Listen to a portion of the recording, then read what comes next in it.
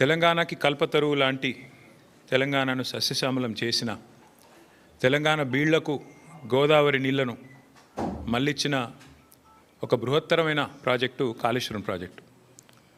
ఆ ప్రాజెక్టు మీద కాంగ్రెస్ పార్టీ ఎలక్షన్లకు 3-4 ఏళ్ల ముందు నుంచే భయంకరంగా విషం జిమ్ముతూ మొదటి రోజు నుంచి ఈ ప్రాజెక్టును బద్నాం చేయాలన్న ప్రయత్నం ఎంత గట్టిగా చేసిందో, ఎట్లా ప్రజల మనసుల్లో లేని అనుమానాలను చొప్పించి అడ్డమైన ఆరోపణలు చేసి ఇష్టం వచ్చినట్టు నోటికి ఎంత వస్తే అంత మాట్లాడి మళ్ళీ ప్రభుత్వం వచ్చిన తర్వాత కూడా అదే ట్రెండు, అదే వరుస తప్ప ఇంకోటి లేనే లేదు. తెలంగాణకు వరప్రధాని లాంటి కాళేశ్వరం ప్రాజెక్టు మీద చివరికి కక్షగట్టి తెల్లారు లేస్తే రాహుల్ గాంధీ గారు దుమ్మెత్తిపోస్తూ ఉంటారు.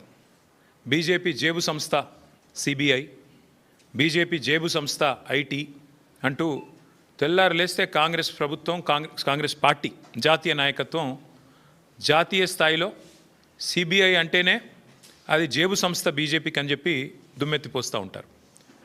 కాళేశ్వరం ప్రాజెక్టు మీద ఈ ముఖ్యమంత్రి గారికి ఎంత కక్ష అంటే, చివరికి ఏ సిబిఐనైతే రాహుల్ గాంధీ గారు అనునిత్యం తప్పుపడుతూ ద్వేషిస్తూ ఇది బీజేపీ జేబు సంస్థ అని మాట్లాడతారో, చివరికి ఆ కాళేశ్వరం ప్రాజెక్టు మీద ఇక్కడ ఏమీ లేదు, కొండను దవ్వి ఎలక కూడా పట్టలేదు కాబట్టి 22 నెలలు మరి టైంపాస్ చేసి కోట్ల రూపాయలు తగలబెట్టి కాళేశ్వరం కమిషన్ అని పెట్టి పీసీ ఘోష్ గారి కమిషన్ వేసి కొండను దవ్వి ఎలుకను కూడా పట్టలేని పరిస్థితుల్లో మళ్ళీ కొత్తగా సిబిఐ కప్పచెప్తున్నా అని ఒక కొత్తగా నాటకానికి తెరదీసినారు.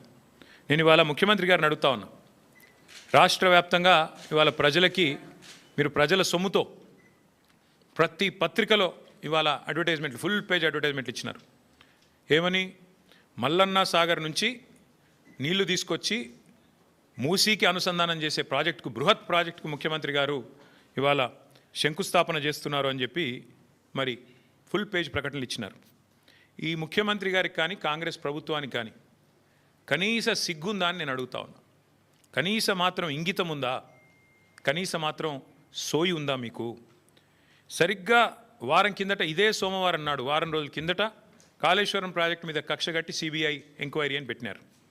మరి ఈరోజు ఈ సోమవారం రోజు కేసీఆర్ గారు కట్టిన అదే కాళేశ్వరం ప్రాజెక్టు మీద ఆధారపడ్డ మూసీ జలాల అనుసంధానం అని పెట్టి ఇవాళ శంకుస్థాపన చేస్తూ ఉన్నారు. ఇక్కడ విచిత్రం ఏంటంటే, కాకపోతే ఎవరైనా మనిషి జ్ఞానం ఉన్నవాడైతే తల దగ్గర శంకుస్థాపన చేస్తారు, తల దగ్గర చేస్తారు. ఎక్కడైతే నీళ్లు ఉన్నాయో, ఎక్కడి నుంచి అయితే నీళ్లు తేవాలనుకుంటున్నారో అక్కడ శంకుస్థాపన చేస్తారు. కేవలం తలా తోక లేని వాళ్ళే తోక దగ్గర చేస్తారు. ఎందుకంటే బాధ ఏముంది ఈయనకి? మల్లన్న సాగర్ దగ్గర పోయి శంకుస్థాపన చేస్తే ఏం చెప్పాలా? ఎదురుగా కళ్ళు దొబ్బినాయా, నీకు కనబడతలేవా, అవి కాళేశ్వరం నీళ్లు కాదా అని ప్రజలు అడుగుతారు, రైతులు అడుగుతారు. ఇవి కాళేశ్వరంలో వచ్చిన నీళ్లు కావా అని సోయినవాడు ఎవడైనా అడుగుతాడు, మీడియా అడుగుతుంది, అందరూ అడుగుతారు. సమాధానం చెప్పలేరు. ఎందుకంటే కాళేశ్వరం కొట్టుకపోయింది, కాళేశ్వరం ఇదయింది అదయింది అని దిక్కుమాలిన మాటలు మాట్లాడిందే మీరు. కాబట్టి ఏం చేయాలా? తలా తోక లేని సన్నాసులు చేసే పని ఏదైతే చేయాలో తోక దగ్గర చేస్తున్నాడు ప్రారంభోత్సవం. తల దగ్గర చేయకుండా, మల్లన్న సాగర్ దగ్గర కాకుండా తోక దగ్గర, అంటే గండిపేట దగ్గర చేసే ప్రయత్నం చేస్తూ ఉన్నారు. ఎందుకు? మీ అబద్ధాలను కప్పిపుచ్చుకోవడానికి.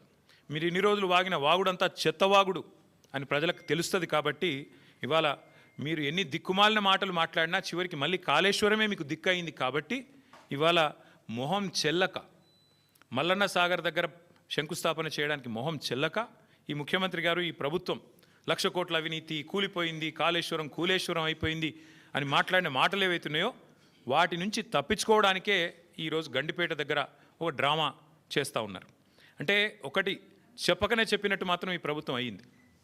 ఎన్ని రోజులు కాళేశ్వరం కూలేశ్వరం అయిపోయిందని వాగిన నోళ్ళే ఇవాళ అదే కాళేశ్వరం నీళ్లు తీసుకొచ్చి హైదరాబాద్ ప్రజలకు మేము గోదావరి నీళ్ళు అందిస్తామని చెప్తున్నారు. అంటే ముఖ్యమంత్రి కానీ ఈ ప్రభుత్వం కానీ చెప్పకనే చెప్పినట్టు అయ్యింది.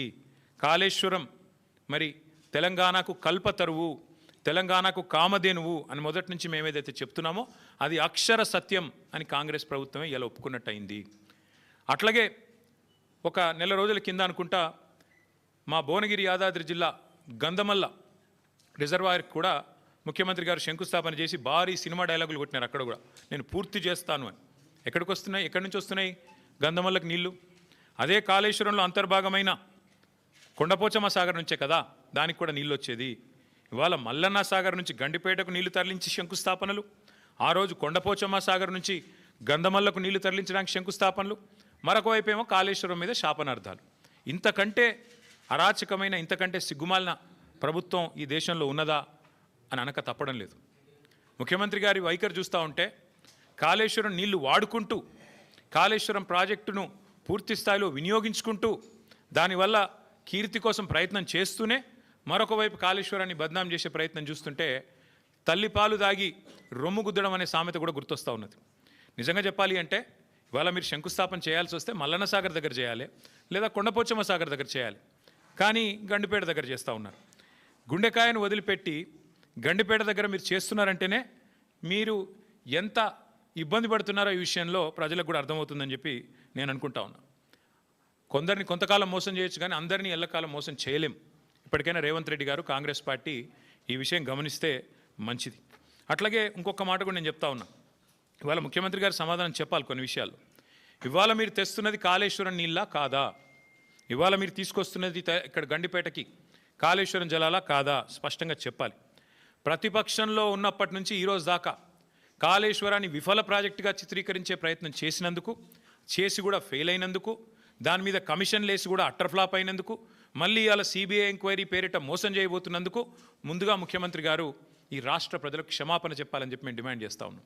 ఎందుకంటే ఎంత అరాచకమైన, ఎంత నికృష్టమైన బుద్ధి ఉన్నవాడైనా సరే ఇంత దిగజారుడు పని చేయరు. సొంత రాష్ట్రాన్ని తులనాడే పని, ప్రజల సొమ్ముతో కట్టిన ప్రాజెక్టును విఫల ప్రాజెక్టుగా చిత్రీకరించే పని చేయరు. కానీ ముఖ్యమంత్రి గారు ఆ ప్రయత్నం చేస్తూ ఉన్నారు. అట్లాగే నేను గుర్తు చేస్తూ ఉన్నా ముఖ్యమంత్రి గారికి, మొదటి నుండి మేము చెప్తున్న మాట, కాళేశ్వరం అంటే ఒక బ్యారేజ్ కాదు, కాళేశ్వరం అంటే ఒక రిజర్వాయర్ కాదు, కాళేశ్వరం అంటే ఒక కాలువ కాదు, కాళేశ్వరం అంటే ఒక మల్లన్న సాగర్, కాళేశ్వరం అంటే ఒక కొండ పోచమ్మ సాగర్, కాళేశ్వరం అంటే ఒక రంగనాయక సాగర్, కాళేశ్వరం అంటే ఒక అనంతగిరి రిజర్వాయర్, కాళేశ్వరం అంటే ఒక గంధమల్ల, కాళేశ్వరం అంటే ఒక బస్వాపూర్ రిజర్వాయర్, కాళేశ్వరం అంటే ఒక రాజరాజేశ్వర సాగర్ మిడ్మానేర్, కాళేశ్వరం అంటే ఎస్ఆర్ఎస్పి పునరుజ్జీవ పథకం.